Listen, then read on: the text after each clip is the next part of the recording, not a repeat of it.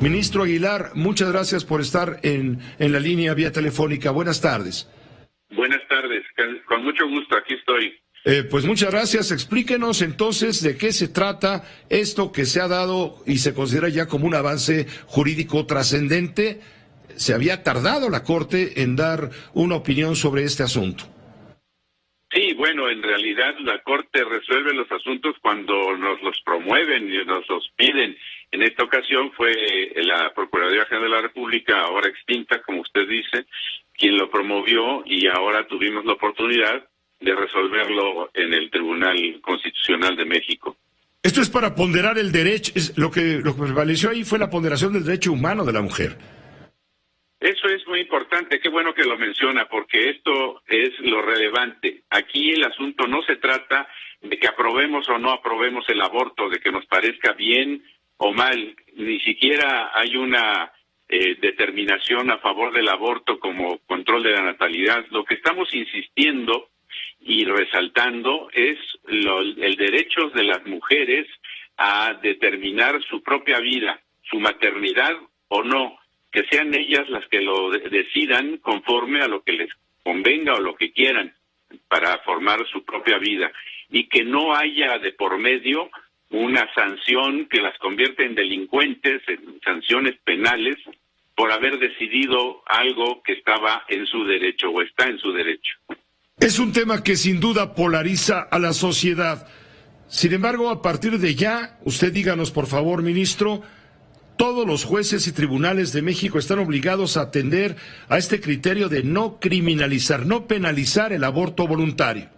Así es, el artículo 94 de nuestra Constitución General de la República así lo establece. Una decisión de la Suprema Corte con esta votación hace obligatorio para todos los jueces de la República, de cualquier nivel, que ya no puedan condenar a una mujer por haber interrumpido voluntariamente su embarazo.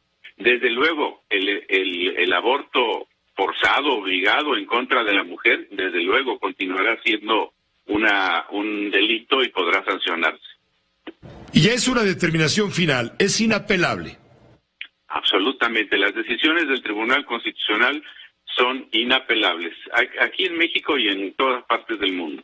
¿Cómo se debatió este tema tan difícil al interior de la Corte? Tan difícil que el mismo presidente de la República hoy por la mañana evitó pronunciarse sobre el tema, diciendo que él no se quería desgastar en este asunto. Le pongo como lo dijo el presidente, me llamó la atención como lo dijo. Lo tienen que resolver las mujeres, lo tiene que resolver el pueblo, y en este caso si lo está atendiendo el Poder Judicial, la Suprema Corte, de esperar la resolución de la Corte, porque es el poder que tiene la facultad para decidir sobre estos asuntos. Nosotros hemos actuado, en mi caso, como presidente, con prudencia, de manera respetuosa, porque son temas muy controvertidos, polémicos, y no queremos nosotros alentar ninguna confrontación. Este es un paso, sin duda, un paso fundamental en el reconocimiento a los derechos humanos de la mujer, ministro. Desde luego, es un paso histórico, como lo mencioné yo y lo mencionó el ministro Saldívar, y desde luego el señor presidente de la República tiene toda la razón. Estos son asuntos que le corresponden al Tribunal Constitucional cuando se nos plantean estas posibles violaciones a los derechos, en este caso de las mujeres, y le toca a este tribunal resolver si en efecto puede pasar eso. En este caso consideramos que el Código Penal de Coahuila era violatorio de los derechos de libertad de las mujeres para decidir respecto de sí mismas y de su propia vida. Y por eso se resolvió así. Ministro Aguilar, ustedes van a ver otro caso también que proviene del estado de Sinaloa, tengo entendido.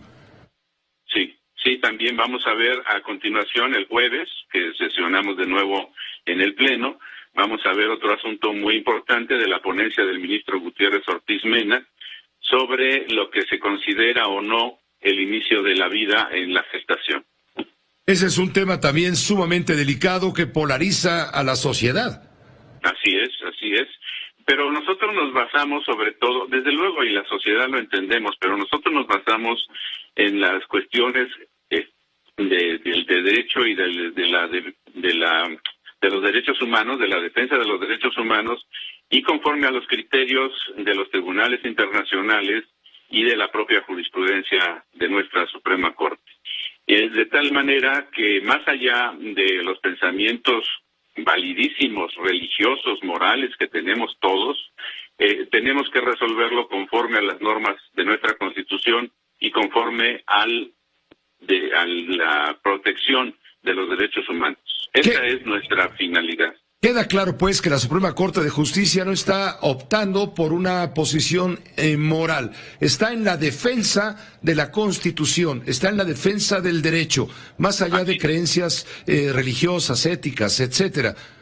Así es, inclusive de las propias personales que cada ministro o ministra pueda tener. Lo que interesa aquí es la defensa de los derechos humanos de todos los habitantes de este país, y en este caso, de las mujeres. A partir de esta resolución, ministro, se sienta jurisprudencia. ¿Qué van a hacer ahora los congresos locales? ¿Tienen que reformarse? Pues probablemente se verán obligados a reformarlo, porque los jueces, aún de sus propios estados, ya no podrán condenar a ninguna mujer por haber realizado la interrupción de su embarazo. Y también van a tratar el tema de la opción de la objeción de conciencia de médicos y de personal, que no puede estar por encima de estos derechos que ustedes dejan claro han defendido. Eso es otro punto, también es una propuesta mía, un proyecto mío que veremos después del ministro Gutiérrez, y veremos también la objeción de conciencia que puedan hacer valer los médicos, las enfermeras, los parteros, en fin, todos los que intervienen en un procedimiento de interrupción del embarazo. Finalmente, ¿cómo fue el debate al interior de la Corte entonces? Porque nos llamó la atención, fue prácticamente unánime. Solamente hubo un ministro que no estuvo, no digo de acuerdo o en desacuerdo, simplemente que no asistió. Sí, el señor ministro Pardo estuvo ayer y participó platicando con nosotros, pero tuvo una verdadera emergencia familiar que definitivamente le impidió participar hoy. Es una cosa muy seria que tuvo en su familia y desgraciadamente no pudo acudir. Pero ¿cómo se desarrolló esto? Pues finalmente todos empezamos a presentar nuestra opinión, nuestra forma de cómo habíamos de resolver. A cada uno de los ministros y ministras se les dio la palabra, expusieron sus puntos de vista, algunos me hicieron sugerencias de agregar o modificar alguna cosa de la propuesta, lo hicimos, hoy acepté casi todo, y de tal manera que se construyó una resolución muy fuerte, muy sólida de este Tribunal Constitucional a favor de los derechos de las mujeres. En este momento, en el país hay 4 entidades que tienen despenalizado el tema del aborto. Comenzamos por el Distrito Federal, fue en el año 2007, en aquella llamada Ley Robles. Luego vino Oaxaca en 2019, Hidalgo, el estado de Hidalgo, hoy en emergencia por las inundaciones en Tula, en junio de 2021 apenas, y Veracruz apenas hace mes y medio, el 15 de julio. Ahora van a tener que ser todos los estados. Sí, probablemente las legislaturas, ante la imposibilidad de los jueces de condenar a nadie por esto, a ninguna mujer o persona con capacidad de gestar, pues tendrán que modificar sus legislaciones para adecuarlas a estos criterios.